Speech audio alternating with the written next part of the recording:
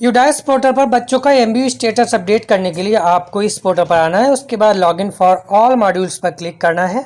उसके बाद यहाँ सिलेक्ट स्टेट पर क्लिक करेंगे। आपकी जो भी स्टेट है वो सिलेक्ट करिए, गो पर क्लिक कीजिए। यहाँ पर आपको स्टूडेंट मॉड्यूल लॉगिन करना है। इसके लिए यहाँ पर स्टूडेंट मॉड्यूल पर लॉगिन पर क्लिक करेंगे।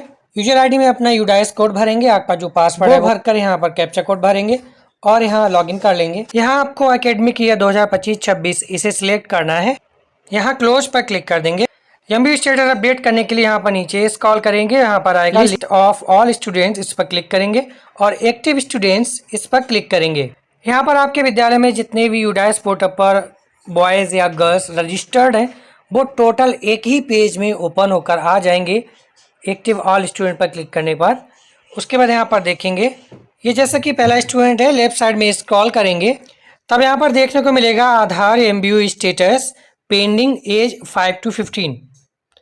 यहाँ पर देखिए आप आधार पहले वेरीफाई कर चुके होंगे तो यहाँ पर आधार वेरीफाई स्टेटस दिखाएगा, लेकिन यहाँ पर एक ऑप्शन आता है रीवैलिडेट फॉर एमबीयू। जैसे इस पर क्लिक करते हैं तो यहाँ पर कंफर्मेशन मांगता है, कंफर्म पर क्लिक करेंगे।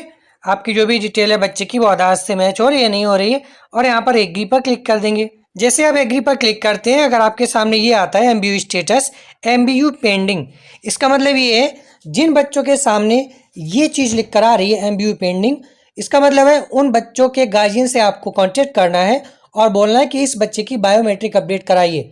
एमबीयू का मतलब होता है मैंडेटरी बायोमेट्रिक अपडेट, ठीक है। जो उनकी फिंगर और आइरिस स्कैन वगैरह जो भी होता है वो किसी जनसेवा केंद्र पे जाकर या आधार सेंटर पे जाकर वहाँ आपको कराना है, गार्जियन से कह देना है। पहला केस ये हो गया। उसके बाद अगला केस क्या मिल सकता है यहाँ पर देखिए, आपको बता दें अगला केस होगा यहाँ पर आधार नंबर नॉट अवेलेबल। ये वो बच्चे होंगे जिनका आधार इस यूडाइस पोर्टल पर रजिस्टर्ड ही नहीं है या गार्जियन ने बच्चे का आधार ही नहीं दिया है। इस केस में आपने उसका एडमिशन कर लिया और यूडाइस पोर्टल पर उसे चढ़ा दिया, तो इस केस में आपको कुछ भी नहीं करना।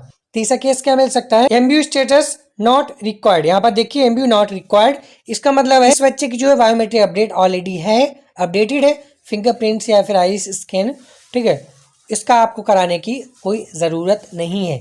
तो तीन केस मिलेंगे, पहला तो आधार है ही नहीं, दूसरा एमबीयू रिक्वायर्ड ही नहीं है, उन बच्चों से कोई मतलब नहीं है, और तीसरा ये है कि एमबीयू स्टेटस पेंडिंग जो भी एज आके लिख कर आए। तो आपको उन्हीं बच्चों के गार्जियन से संपर्क करना है जिनका एमबीयू पेंडिंग आ रहा है। एक लिस्ट बना लीजिए, इन सब बच्चों को नोट डाउन कर लीजिए और गार्जियन को बुला के संपर्क कीजिए और सही बच्चों को उनके गार्जियन से जो भी नज़दीकी आधार सेवा केंद्र पर भेजकर बच्चे की बायोमेट्रिक अपडेट करवाने को बोल दीजिए। और ये काम जल्दी से जल्दी आप 31 अक्टूबर से पहले करा लीजिएगा।